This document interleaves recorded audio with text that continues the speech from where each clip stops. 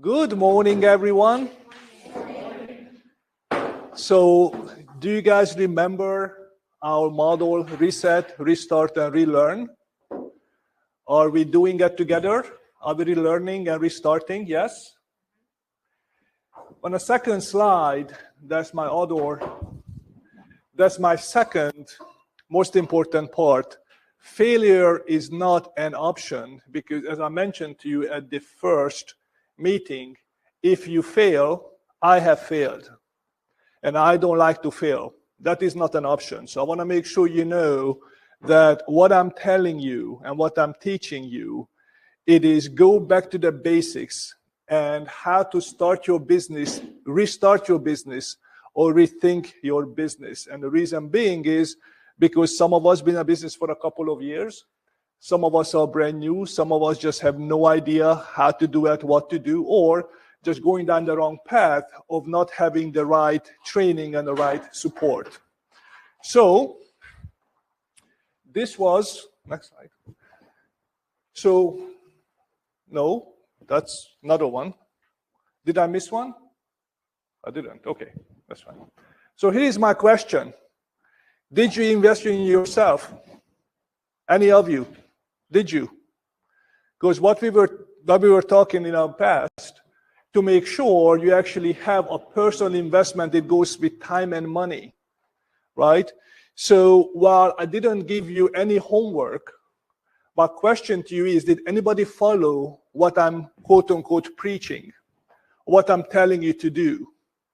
And that was number one. What is my number one emphasis? How to get your business started. Anybody?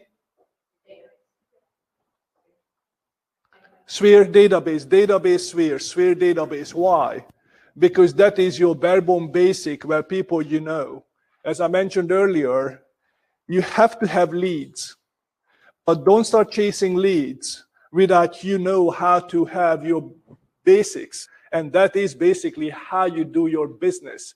Because if your leads don't turn out, you have no referral base. You have no idea how to stay in touch with your clients. That is nothing you're doing that actually is productive other than you running around trying to sell a house. That is not how you conduct business, in my opinion, not for the long term. Maybe on this market it sounds great, but if you don't have the basic knowledge of how to harvest the database from people who actually know you, people actually who like you, then chasing the leads, sure, that's part number two, but that is not what's going to actually give you business in the long term, right? May I have the next slide, please? So this actually we have seen, and a couple of them we already have gone through. How to build your database, we're going to touch base on that. Prospecting, open houses, market knowledge, and how to promote or invest in yourself. Some of them are going to touch base again because I don't feel like that you guys have done a particularly great job, because I haven't seen anybody holding up a piece of paper with your daily schedules, with your database is saying, by the way, I have 100 people in my database, what's next? Does anybody remember what I said what to do after you built your database? Anyone? Investing in yourself, what I advised everybody, to go to Target and spend what? $10, $15 to get postcards or any kind of cards, announcements, to have a handwritten notes to your clients announcing that, guess what? Look at me, I'm in business. I'm a professional, you can rely on my advice, right? Has anybody done that? At least halfway. Yeah. 1, 2, 3, 4, 5, 6. Okay, so that's a good start. Make sure that you do that. Please make sure that you do that. So we kind of touch base on prospecting, but we haven't finished. I like to add a couple of things to your database because I know some of you are brand new in a business, and a lot of times you're going to say, oh my God, I do not know who to talk to. Not a problem. I had a lecture, quote unquote, on an open houses. When people come to your open house, right, most likely you can build a relationship with them, you can follow up with them, you can put them in your database, right? What about other agents? Does it sound crazy? I am lacking I'm seriously lacking that idea. I missed that. Why do you think it's on it? Because I know somebody in a room whose team leader paid a lot of attention, building relationship with other agents and getting a lot of referrals. I'm not one of them.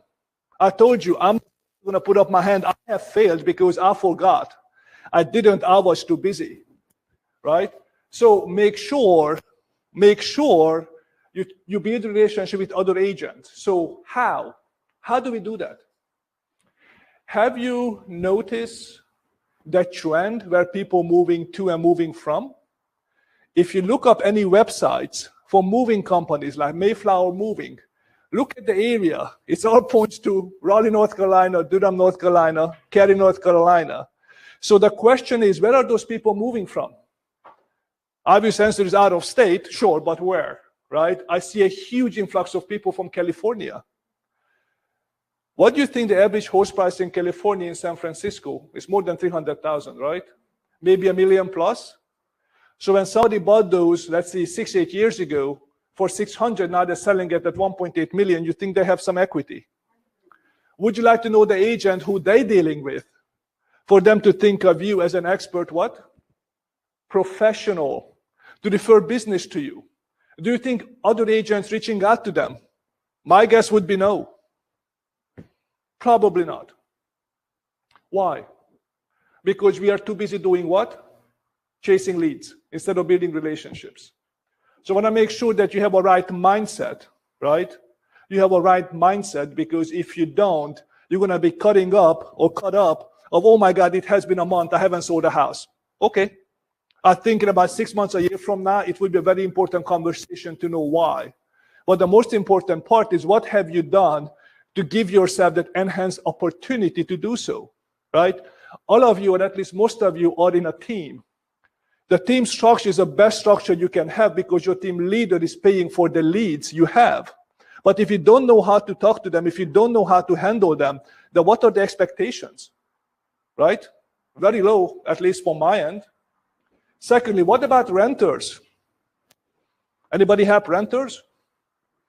I have a quick story to tell you. So when I was with Coldwell Banker in 1995, I didn't have a lot of business because I get in business in 1994, right? And I was licensed in 93. So I didn't know anything about how to do business. I didn't know anything about how to get business because I mentioned to you, I had no training. So what I started doing, because I wanted to earn another $50 or $75 or $100, at least something better than nothing, right? I started to help renters. And most agents, back then they were teaching, do not deal with renters because they're not buying houses. Make sure you have a paying client, right? Well, those renters were not paying me anything, and you couldn't receive a commission. Even if I get $50, I had to give it to my broker in charge with a 50-50 split, so they don't even pay for my gas. But apartment complexes back then, guess what they pay? They pay referral fees to agents. $150, $200, depending on the lease, depending how expensive it was, right? So I had about 25 renters placed in a year. So I made the extra 2, 3, 4 grand. I was very, very happy because it was just more money. And guess what I did? I kept in a database and stayed in touch with them, right? So my broker in charge at that time made an example of me. Don't do anything like Thomas does. He's running around with renters while you guys are selling houses. That is not how you do real estate. So I felt like an idiot, right? And it wasn't very pleasant. Well, guess what happened next year? Those renters have bought about 12 houses or 14 houses, whatever it was. You know what happened to next year in a meeting? Take an example of Thomas, because actually he got it right. So didn't you just tell me that last year I was an idiot? Right? So as I said, there's a different ways you can enhance your chances. And people who are actually renting an apartment for $800, $900, $1,000, they're going to be very, very thankful for you to help them to find a house, because most of them, they don't even know they can. And even if they buy a smaller home, remember, it's a marathon, it's not a sprint. Because I had clients who bought a $130,000 house, right? But they get better jobs, and 8 years later, they bought a $700,000 house. Huge jump. It does happen. But if I never taken a renter, it would have never had the opportunity. Right? So I think it's very, very important for you to know that. And before we switch to the next one, please read this. Your database is your golden egg. It's a metaphor, but it is. It is a golden egg. Because without your database, you're just an agent who's chasing leads, nothing more. That means you're a dime a dozen. Nothing unique, nothing good about you, except you're running around chasing leads. That is not how I want to conduct my business personally. So what happens when somebody from your database, because you're so awesome, now you're ready, you put everybody in your database and you're calling them, you send them notes. What happens when somebody refers business to you? What do you do? Anybody? Yes, very good. Yes. But first, of course, you call the people, right? Oh, I call, yes. Okay. All right, so next slide, please. So thank your referral source immediately. Obviously, call the people first, but thank them immediately because they need to know how much you appreciate them, right?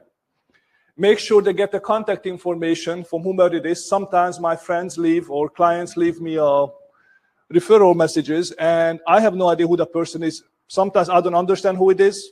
I know nothing about them. So if I can catch them on the right time, I like to ask a little bit of information. Are you working with them? Is it your friend? Is it family? Who knows? Because your approach also should be somehow to relate to them, right? Add them to your database, right? And it doesn't mean that you know their address because they could be coming from God knows where. But database meaning at least their email, phone number, and their name, right? To make sure you can follow up with them.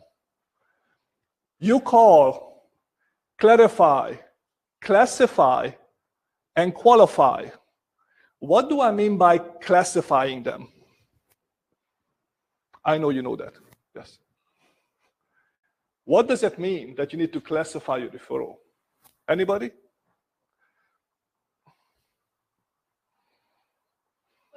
See how soon are they ready? A hot lead, a nurture lead, a watch lead. We're going to get there. So all of you are correct. It's not the right answer. In my opinion, I classify them to know whether they're going to be moving next year, next month, or next week. Because your follow-up, according to their time frame, should be as such, right? Should be as such. If somebody's moving next month, you probably don't want to call them a day before they move. How about if somebody's local, right? What do you do if somebody's local? In my opinion, you should set up a time immediately to meet with them, regardless of their time frame, right? Because you need to see how great you are, and earn their trust. So even if somebody says, I'm not ready to look at houses, that's not a problem. Would you like to meet me? Because I think it would be a good idea for us to discuss what you're going to be doing next year or 6 months from now. Because I need to be prepared for you.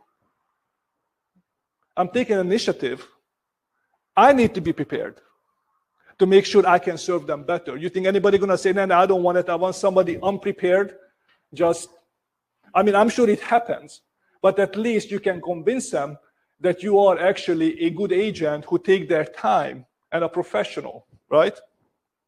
Then you need to put it on your calendar how and when to schedule a follow-up, right? Why is it important? Without follow-up, we are out of business, right? So you have to follow up with them. And after you actually have scheduled that, I like your idea, but that's what I said actually about your database. What do we do with our $15 spent at Target? We write them a handwritten note. Why? Because it's personal, right? To both of them, the referring source and the person you will refer to, right? I think it's important. Emails are great, don't get me wrong. But who does that? No one. Nobody writes notes anymore because it takes too long, right? You guys want to know a little secret? Everybody can laugh at me. I have a horrible handwriting. Sometimes I cannot even read my own handwriting. It's that bad. Might be dyslexic. But I find somebody who can actually write me a note, exactly what I want. and it looks good. However, it happened to me a couple of times when I sent a nice note, I meet the clients, and I start writing what they're looking for, and they're looking at it. It says, your handwritten note was much better handwriting. It was like, yeah, it wasn't me, but we do appreciate it. So people notice, but once again, it's a good laugh, right? Just make sure you follow what you're supposed to be doing with your own business, right? Because if you don't follow up, they're going to forget you exist, right? So at least you're given a good chance for them to remember you. So we're going to go into plan and focus. This was literally just a recap from last week. So plan and focus. What do you do to achieve your goals? Well, you know one thing, you build your database, right? But focusing on one goal at a time, in my opinion, is very vital. I am not the best to multitask. And the reason I don't multitask because I lose focus. If you lose focus on one thing you do very well, then that thing is going to become at 40%, 50% of your best. Is that good enough, you think? Not in my book. So making sure you know that you do one thing at a time. If it's an open house, do that. If it's a follow-up, do that. If it's prospecting, do that. But focus on that task. Don't tackle 9 things in 2 hours because it's not going to work. I tried, it doesn't work. And the reason I know that because I'm extremely efficient with a lot of mistakes. So I know when I have to write something very quickly, then I read that as like, oh crap, that is not exactly what I wanted to say. There is a typo. I forget to touch base with somebody. Don't do that. So if you're technologically advanced, you can type up what you like to do. I bought at Walmart a little booklet. I write it down what I want to do, then just cross them out. To me, it works. It is different for everybody, right? I'm not saying that one method is better than the other. All I'm saying is do it. Make sure you have it planned and make sure you write them down what you're doing. And you need to stick with that plan, right? Because remember, we talked about what are we doing every day? Anybody remembers? We hold ourselves accountable and we're going to circle back and circle back and circle back. We're going to hold ourselves accountable from 8 a.m. till 8 p.m. What do? We have lunch, we have coffee, but most importantly, we prospect every day. It's an everyday activity, not monthly. Can anybody tell me what's the best time to prospect when you have to actually call people? Anyone? Great. I succeeded. Thank you very much. Have a good day. Yes. But the answer is yes. That is the best time because people usually at home that would pick up their phone, right? So I think it's important for you to know that. So if you want to go to the gym, schedule it before 5 or after 7, not between, because then you have a test to schedule, right? If you want to take a 2-hour lunch break, I wouldn't recommend it, but if you need to blow off some steam, you do that when you actually don't have something on a schedule on that particular day to make sure you stay proactive, right? So when you tackle too many things, someone is going to slide by because you're just too busy, discouraged, whatever that means, right? Just making sure you stay in track. So, because we plan and focus, and it's also circle back to number 1 and number 2, know your market. Everybody, please learn your market. I can tell you examples after the examples, but I will tell you something what happened to me yesterday. I had a client who I have not ignored. She's my best client, and she's casually looking. We were about to make an offer on a house. She decided not to. And I just get too busy with stuff, right? As I said, I make mistakes. I get too busy with stuff. So she sent me a listing that she want to look at, right? When I looked at it, I know it wasn't her best choices or your favorite, but she desperately wanted to look at it. So it was in Holly Springs. It was in Sunset Ridge. Who knows Sunset Ridge? Great. Did you guys know that Sunset Ridge have more than one section? Well, you do that because you know the area, but most of the agents wouldn't. That's my whole point. So we looked at that on a golf course side, and those houses are much older than the other side where there's no golf course, right? So the house was great, and I say, by the way, I know you like the half-an-acre lot, but these houses are too traditional for you. Why don't we go across the street and take a look at some of the other custom houses? Now, by the time we did that, it was dark. Did you know that you have to go through a couple of little bridges, and a lot of those trees are actually now lit up with LED lights? So there was nothing available on that side, but guess what? I just pulled up right away because I knew there's a different section. I pulled up houses in their price point, exactly what they fit, that was sold 3 months ago before we started looking. So we drove through, we went to the house. And the first verse she says, oh my God, it's magical. The neighborhood is magical. That's where I want to live. So if you don't know that neighborhood, what you're going to be doing? Driving around, trying to find the house because now your buyer is driving you where to go, versus you telling them, I'm the expert, follow me, let me show you what you need to see. And that house was the perfect match. So I think it's important for you to understand your market, because if you don't, once again, you're going to be the agent who's running around endlessly showing houses to clients who have no clue what they want.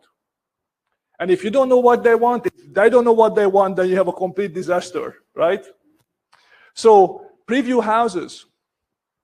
That's the part of it, right? Because you need to know the neighborhoods and you need to preview the houses. Later on, we're going to go into some construction practices. It's important for you to know and understand. But make sure you preview the houses, because you need to know if somebody telling you they're looking for more transitional style, what is the question you ask, right? Right? Why is that? What exactly are you looking for? Is it a kitchen? Is elimination of the living room converted into a office, home office? So a lot of things you need to know and need to understand to make sure you can serve your clients better. Knowing your market is also knowing the neighborhoods. Even if you don't have time, even if you don't have time to look at, well, I hope you do, but if you don't have time to preview homes, do you think when you go to your next appointment, you go home, you can actually swing by a neighborhood, you can actually take a look and you can put up on MLS? Now you know it's from 1970s, selling between 300 and 350. There were 6 sales there. Last year, there's currently nothing active, right? Maybe it seems irrelevant to you today. But what about if you get your past client or your new client who want to look in a neighborhood and looking for houses that are in more mature neighborhoods under 350? What you going to tell them right off the bat? Oh, let me look at the neighborhoods. Let me look in MLS because I know nothing about the area. So I really have to look. But they already looked at Zillow. So you serve absolute no purpose to them. But if you tell them, by the way, are you thinking about that neighborhood off of XYZ Road that was built in the 70s with great mature trees? It's in the 300s. I've seen a couple of houses, 6 of them have sold last year. Is that the type of neighborhood you're referring to? Or I'm not familiar with the neighborhood, but I like what I'm hearing.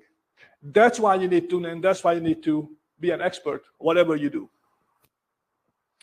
Understand construction, new and old, vital, right? None of us are flawless. Everything is changing, right? But have a basic knowledge of construction practices, what to look for, and how they build, right? It doesn't mean you're not going to have surprises. I just had one this morning. But you try to always prevent, so you don't have 25 surprises, you only have 1 surprise, right? And you learn about it, you correct it, and you move on. But if you don't understand construction practices, if you don't understand, for example, siding, or don't understand what area had what issues, we're going to get into it a little bit later, then I think you will have a problem long term.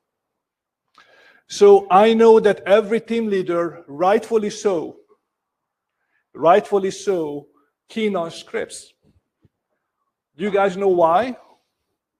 Because none of you have to know how to talk to different buyers, sellers, whatever, right? Because you guys don't know. And it's okay. It's completely okay. That's the reason I said relearn, reset. Because if you have no habits, that's easy to build on. If you have bad habits, it's harder to break. But you need to actually know scripts, and you need to understand who to talk to, why, and how. And because of the scripts, I have a great surprise for everybody. I have an honor to introduce a phenomenal agent who's a part of a team and who have done scripts, who have done extremely well in business, because he plans, he focuses, he learns every single day, and that's exactly what needs to be done. So it is my pleasure to introduce my friend and my colleague, Jonathan Edwards, who's going to come and talk to you guys about scripts and also how to conduct your business. Being 5 years in a business and being extremely successful. How are you guys doing today? Great, great. You guys enjoying being buyer agents? Yeah. Yeah. Sure. All right. I know, give you a little background about myself. I'm from the area. I grew up in Cary. So my first job, have you guys ever seen the movie Boiler Room? Wolf of Wall Street? I'll tell you guys right now, if you watch those movies, don't watch it for, I would say don't watch it for the actors, but watch what they do in scripts and things like that. My first job was working at Merrill Lynch, and I bought a big booklet of names to call, and people were cussing me out left and right. But I got better and better and better. Did I succeed in the business? No, I didn't succeed in the business. But it taught me a lot about life. It taught me how to get a tougher skin. It taught me how to talk to people. When I first got to the business, I'm working with guys that were managing $500 million, $1 billion worth of assets. They were top 1% in the nation for what they were doing.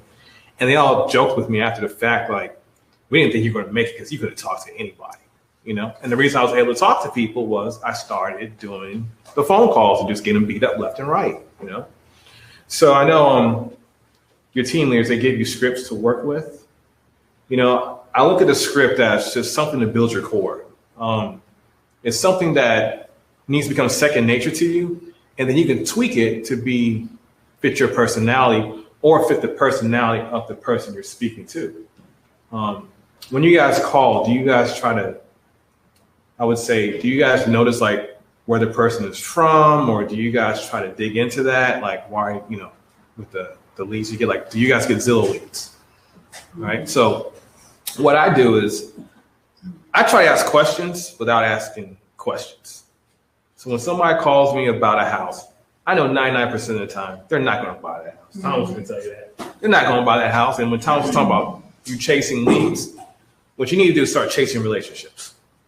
You need to start telling people like, okay, and you'll get to the point when you're going looking at homes, you're going to know, like, I know that neighborhood. They'll ask, why do you think this house is not selling? I'll look at it. And the reason why I sold so many homes is because I talked myself out of so many deals by basically telling the people, this is not the right house for you, and this is why. Somebody called me about a house just 2 days ago, said, hey, this house is priced $100,000 less. It's perfect for us. I looked at it, I said, yeah, it's right next to Wade Avenue. Nobody wants to live next to Wade Avenue.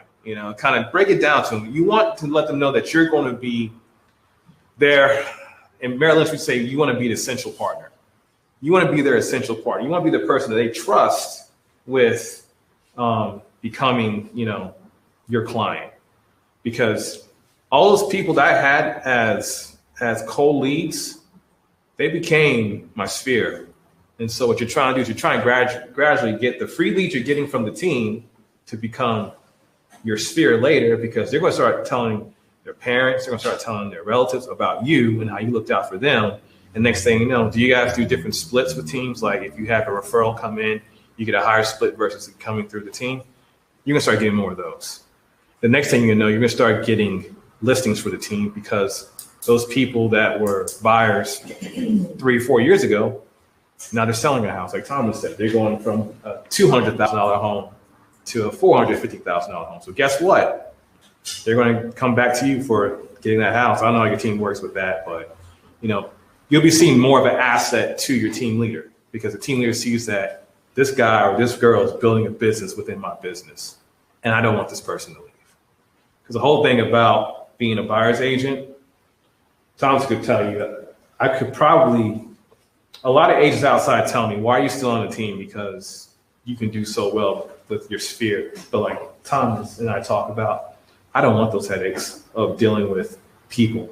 And basically, I mean, I like selling homes, but I like building relationships. And I feel that if I become a team leader, it goes from relationships to a number for me, because I don't have the time.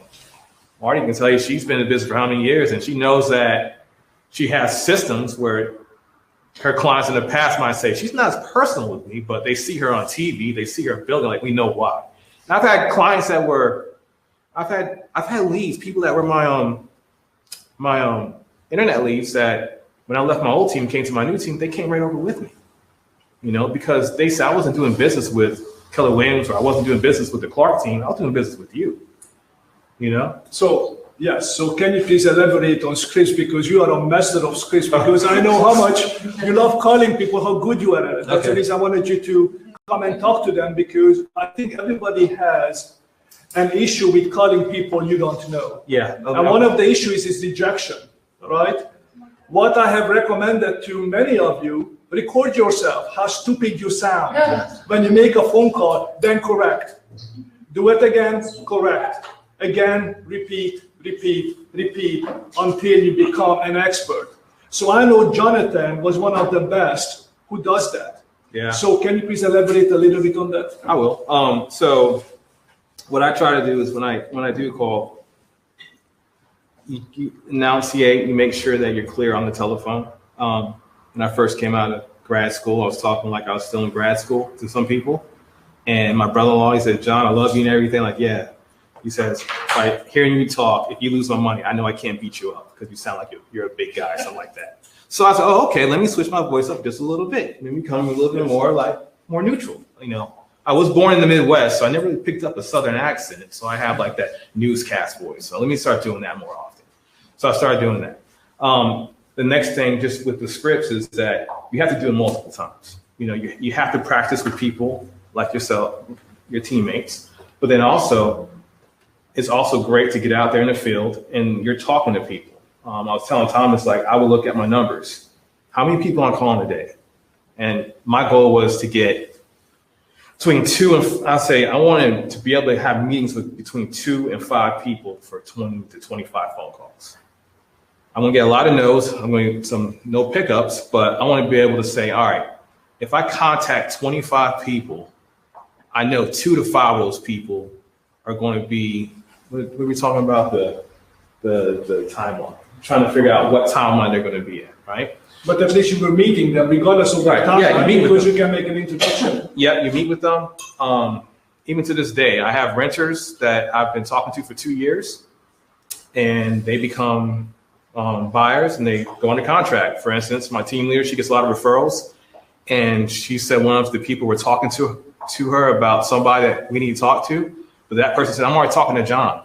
I've been talking to this person for 2 years, you know, and she was a renter. Now she's going to close next month. So what you do is you just kind of have repetition, do it all the time.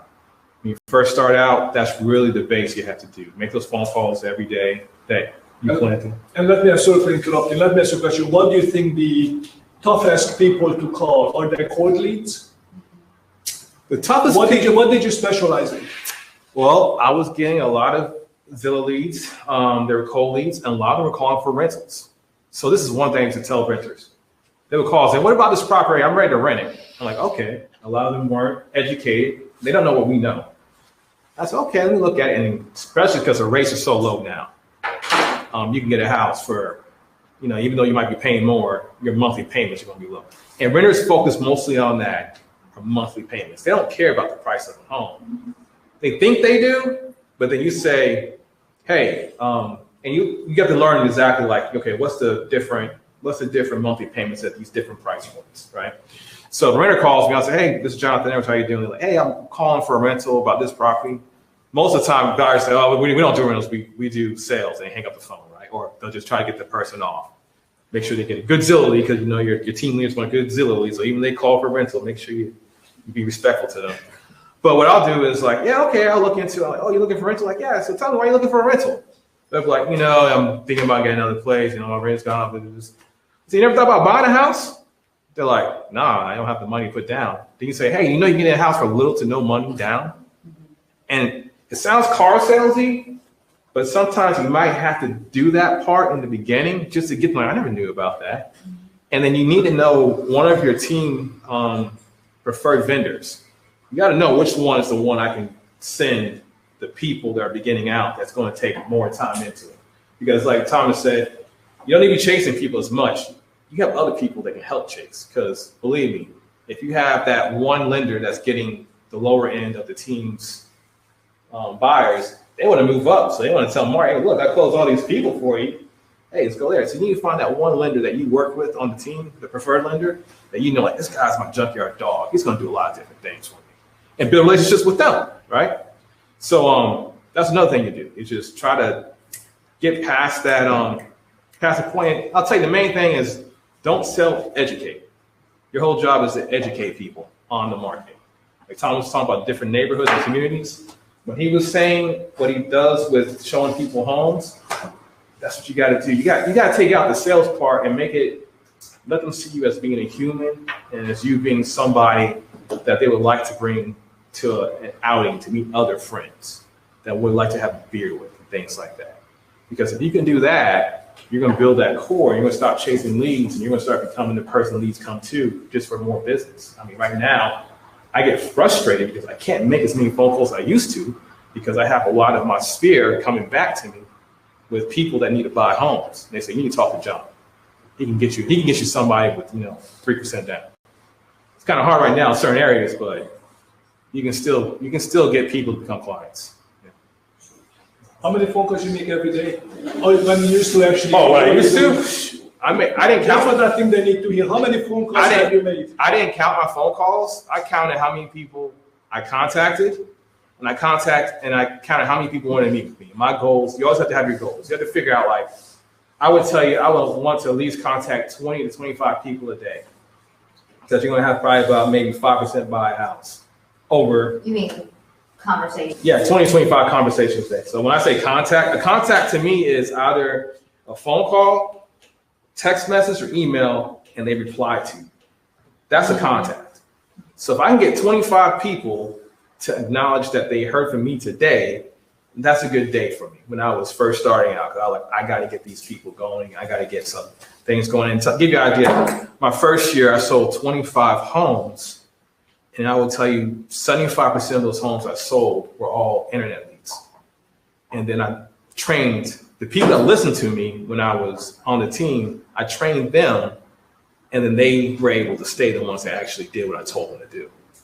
So I would tell you, you grind out results. If I contact 25 people and all people say no, fine. But you're going to get at least you're going to get at least two people that say, yeah, I'll meet with you.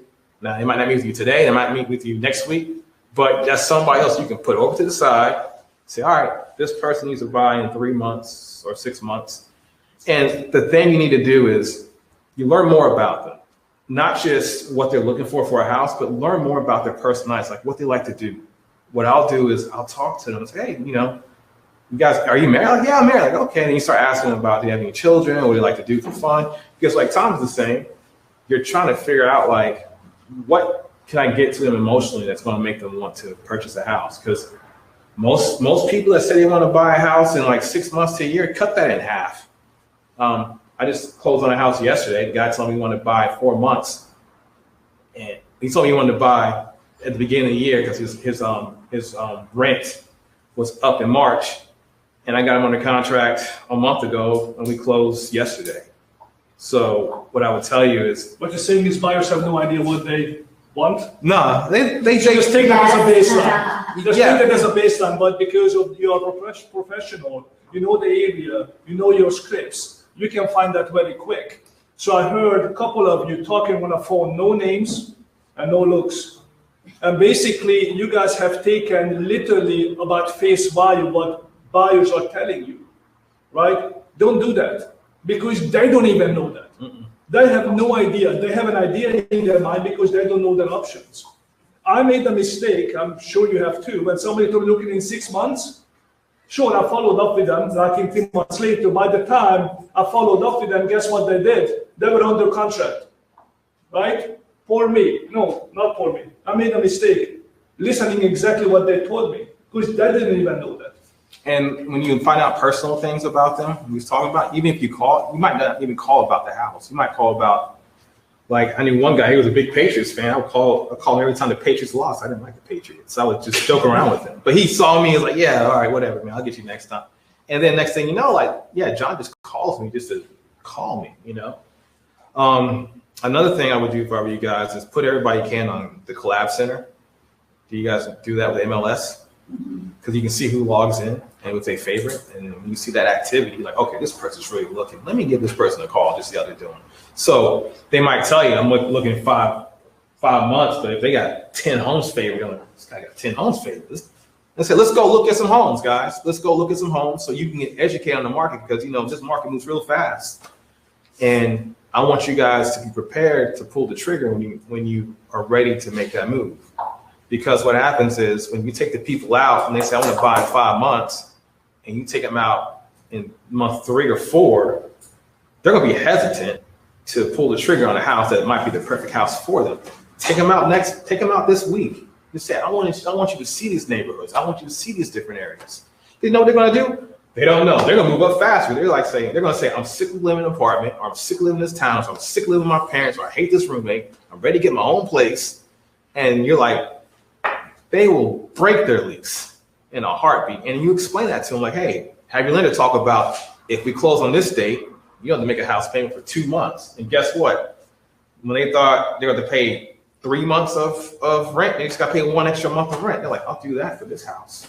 So yeah, I mean, it's just all about positioning yourself to be, like Thomas said, a source for them, and then just trying to figure out, like, how can I get this person to move faster?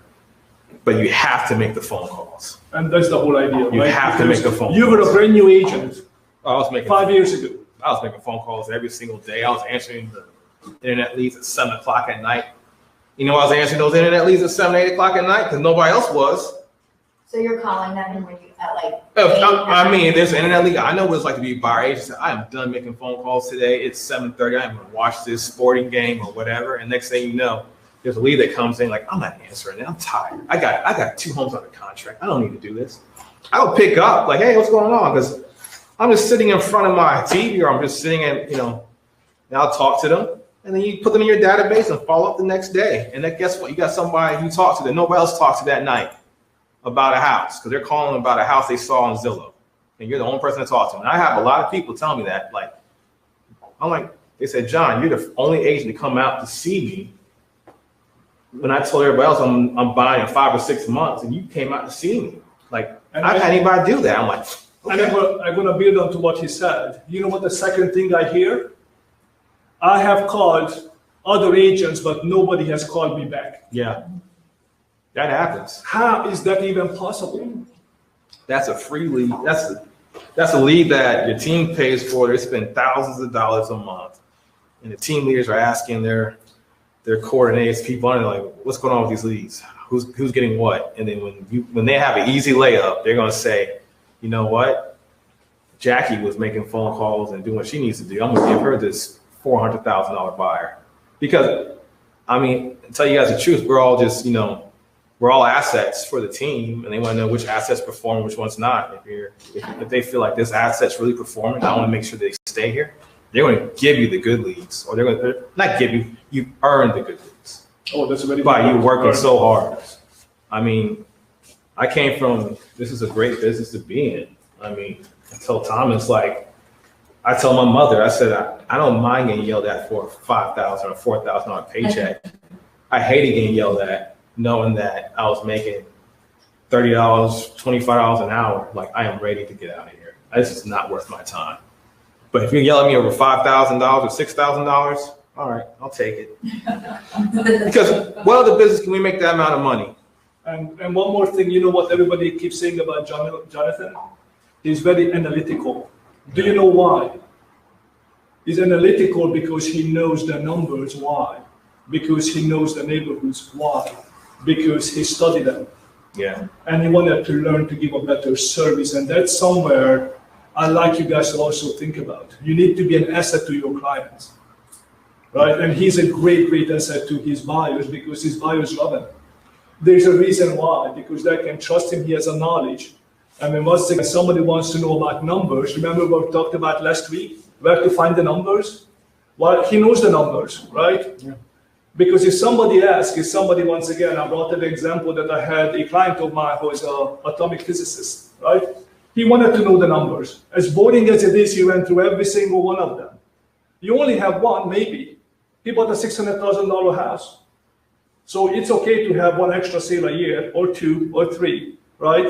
So make sure you're prepared. Please go ahead. Just a quick question. For someone like an agent that's new to the area and you've got all of these different, you got carry around with bars, blah, blah, blah. How do you even, like, it's so overwhelming. How do you start to know the neighborhoods? Like, where do you begin? What you do is, I mean, I know for me personally, I lived in Tennessee, and I will just look for things I like. Because, I mean, first thing you have to do is got to figure out things you like. You want to go to places where, like, okay, I like this because they can see you're passionate about something. Like, oh yeah, this is a great place. I take my dog, or this is a great place for coffee. Those different things. They go from there. So what I would tell you is, where do you focus on? What areas do you focus on? Everywhere. You're Yeah. fine. So, like is there some place in the MLS that says like the neighborhoods, like the top neighborhoods? So answer this, yes, we're gonna get there. yeah. So, We're gonna get there. So sorry, I love Jonathan a lot, but he's here to talk about scripts. oh, okay. We're gonna talk about neighborhoods at that some point, yes. Yeah. All right. I can help with that too. Yeah. I get a lot of out-of-state people, so I know the different communities. So we'll talk about that later. So what you're saying is you have a different script for people relocating. Yeah. So what happens when you have someone locating from somewhere else, right? You ask them where they're coming from, right?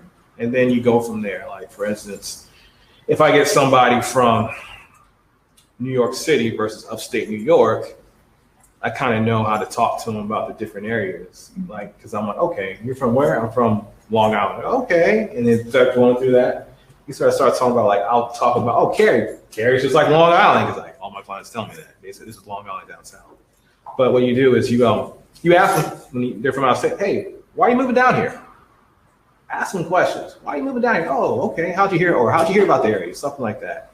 And you kind of drill down. I mean, I can't go specifically because I was telling Thomas, the scripts are so much into me. I actually just kind of, I morphed them into my conversations. Right. So if someone's from out of state, I learn more about them and try to figure out like what their activities are and focus on those areas that have those activities. Right. So if I know that they like to, if they're bikers, they like to do different things. I focus like, okay, what price point they're at. All right, these homes in these areas have access to Apex Trailway, Falls in the News Trailway, things like that.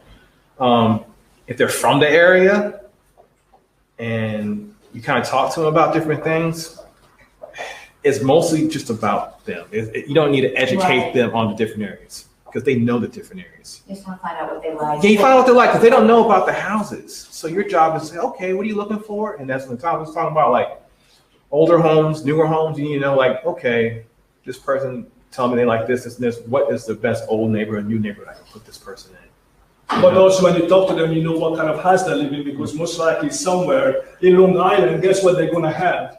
The number one request, anybody can, I know you know. Number one request from Long Island, what people want? Anybody from up north? A basement. Or at least a split level. Yeah, a basement because their houses are also older, they're not new. So once again, those are the things you need to know and those are the things you need to think about. Yeah. So Jonathan, we are running out of time. I think you're freaking awesome. Thank you so much for coming. I'm so much appreciate that. That's okay. That's okay. So I'm going to build on what Jonathan said. You know what would be my second conversation with a person who actually comes from New York? What would be the another thing you would point out other than now you know they live in an older house, they have a basement? What is the other thing they're going to tell you? Because I kept hearing from people, oh, I only want to spend about $2,500 a month. So I'm looking for a house about $250,000, $250,000. And I'm starting to scratch my head, and it's like, holy crap, how did you come up with that? Well, not cost of living, taxes.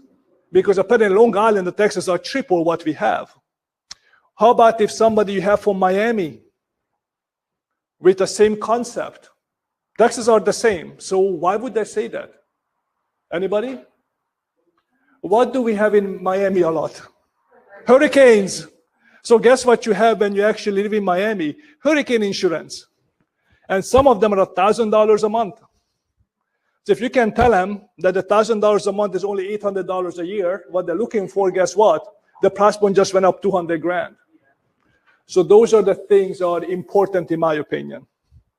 So, next slide, please. So scripts, right? A lot of people only talk about calling scripts, only. You need to call, and we're going to talk about scripts just a little bit. But did you know that you can have scripts for texting or email? Because sometimes when I get a lead at 9:30 and I had 2 glasses of wine, I'm not about to pick up the phone with my accent. I know that I just save everybody the trouble, right? But guess what I do? I text them, and guess what usually happens? I get the text back immediately, right? Because a lot of people don't want to call you either at 10 o'clock. Maybe they do, but there's a different response for text. Personable, right? But if you don't know the area, you don't know where they're moving from, what they want, how the heck are you going to respond to them? 900 questions? Probably not. So make sure you also think about scripts, right? For buyers, renters, relocation, whatever it is, right? So also you can have the same thing by email, because people also respond to emails, right? To make sure that your team leader can provide that to you, to make sure you personalize it for your own taste, because it is you they're going to do business with. So even if you have a phone call that may be a text and an email, make sure it's you who's sending them out. But if you keep calling people, and we're going to talk about it a little bit in more detail, make sure you follow the scripts to you, who you are, right? Because reading it, I heard some team members exercising scripts, and after 3 months, it was the same, with no results. Wonder why? Because that sounded awful. I would never buy a house from that person ever in my life. I would hang up the phone. But that person had never gotten either the training or the idea to practice and correct and repeat. If you keep doing the same thing with no results, it's most likely it's you. It's not the buyers. Maybe 10 of them, yes. But if you call 100 people, you get no appointments, or maybe one, there's something wrong with you. I'm sorry, something wrong with what you're doing, right? So that's the reason it's important to have accountability. Let a team member sit beside you. Let them laugh their asses off. How stupid you were. Then you can talk about it. Take notes. Do the same thing in favor for the other person, right? Then you can discuss what you need to change. And then you get better at that. But if you're shy, if you don't want to make a phone calls, then probably real estate is not a good business for you. Sorry. So next one, please. Scripts. So everybody says, what is the most difficult script to practice or call? Anybody knows? And withdrawals. You know why? Because you're going to be the 20th person who call. So you better be pretty freaking good at what you do for them to even talk to you. Everybody knows the house expires. If you're picking up the phone, I see your house expired. Really? That's great. Right? Where were you 6 months ago? Yeah, exactly. Oh, I have a buyer for you. So why did you not bring it when it was listed? Right? I mean, there's all kinds of BS. I have learned something, a very good saying from an ISA. And he said that sometimes he calls and say, by the way, why are you calling me? I have 6 people called me already. You know what his answer was? Oh my God, only 6? Only 6? I would have at least 30 people calling because your house is so awesome. What are you going to say to that? My house sucks? They're going to talk to you because you were different. So I want to make sure you know, just think outside of the box a little bit, because you're going to get a lot of objections, and I'm also going to talk about that later, how to overcome that, right? Best clients, right? They have scripts, cold calls, warm leads. You guys know what the difference between a cold call and a warm lead? You call them versus they call you. That's very simple. It actually just goes two different ways. But it's already a script for most of them, right? What about prospective sellers or buyers? Right? Somebody who indicated they want to buy a house, they're looking for advice. Or a seller maybe. I mean, I know most of your teams, you cannot list a house. But if they're calling you because their friend referred you to them, you need to be able to talk to them about listing a house. You cannot say, in my opinion, by the way, I'm going to have a team leader call you because I'm so scared and I have no clue. And my name is so-and-so, and hang up. They will never call you back. So you have to be able to talk to them and take some information and understand you're an expert, right, in their field. Then you can pass it on to a team leader. Maybe you're allowed to take a listing. I don't know. But I think it's a good idea for you to actually have that and practice that. So that is more. That is more. And since I only have about 2 minutes left, we're going to wrap up with this slide. Leads, we talked about already, cold and warm leads. Sphere of influence, right?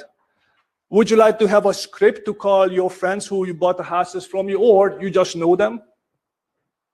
How about if some of you members of a PTA, civic group, right? Whatever that is, you think you have something to say about that. You think you should have a script according to whatever that person is a part of. In my opinion, yes. And you can combine that with a buyer script, seller script, whatever that might be. Renters, we touch base on renters. I think it's a wonderful thing to practice because renters, or there is a ton of renters, I think there are probably more renters than buyers, right? So if you look at my numbers, as Jonathan said, right, you can call 100 renters a day. You might have 5. In my opinion, it's a 10% rule. Every 10 person you call, you're going to have 1 lead out of it, in my opinion. So if you call 100 people, you're going to have 10 leads. 10. How about if you do it every single day and you get so good at it that now you have 100 and nobody's buying today? They're going to be 6 months out. Some going to forget you exist. Some going to move out of town. Some going to keep renting. Some going to go behind your back. Some just don't care to talk to you. So yeah, you have 25. Can anybody use 25 more sales? I can. So I want to make sure don't disregard people who are not ready to buy today. Relocation buyers. How you guys get relocation buyers, by the way? You guys remember my second slide, the third one? How you get that? Yeah, that's the easiest way. I mean, you can try to find them. Good luck with that, unless you live up north. But I do think if you have the relationship with other agents, it's a whole lot easier for them to refer business to you, right? To make sure you keep building and harvest the relationship. And when you talk about your database, those agents should be on your database. And you should talk to them every 3 to 6 months, not about business. Ask them how their children are, what they're doing, are they playing baseball, whatever it is. Out of sight, out of mind.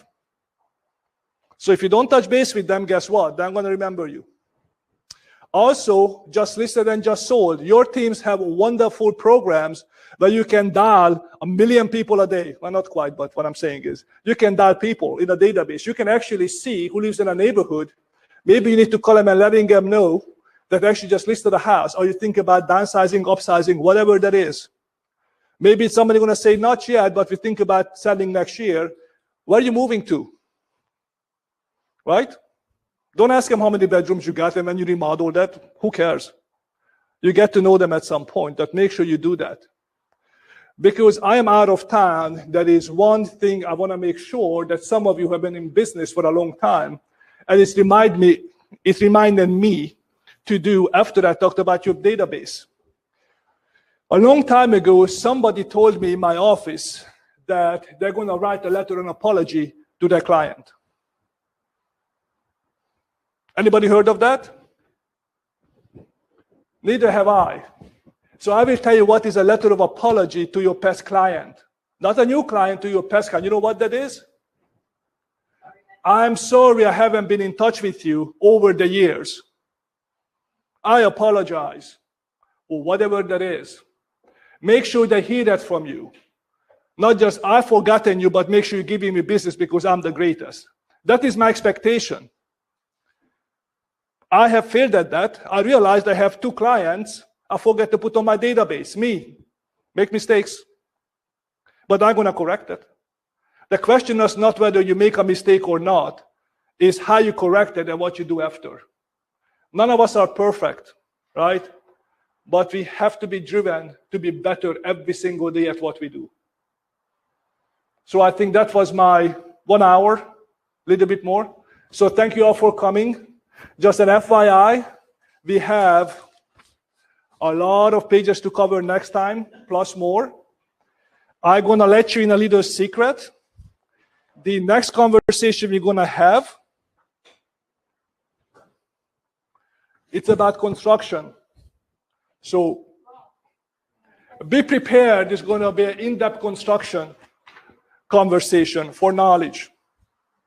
Now we try to bring some pictures to make sure you can also see and identify, because what I also heard from agents, they understand what exactly I'm saying, but they cannot visualize. It's the same thing when I tell somebody, look at the roof.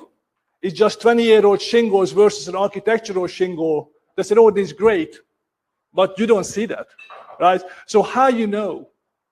So I'm going to try to find some pictures to show you what to look for in houses, wherever they are. It's important, right? So one of the first thing, and I'm finished, but one of the first thing we're going to talk about next week, are you ready? Write it down, is a skirt foundation. Skirt. A skirt foundation. You figure out what it is, then we're going to have a conversation about it. It's very prevalent in 1930s and 1940s. I gave you that word because it's not an exact word what a foundation is, but it's a skirt. If you're asking anybody, most people would know who actually sell older houses. We're going to talk about the pluses and minuses of different eras, different types of siding, construction, wiring, roofs, what to look for, what to suspect, right? So thank you all for coming. I hope you enjoyed our third outing together. And go to work. Make some calls.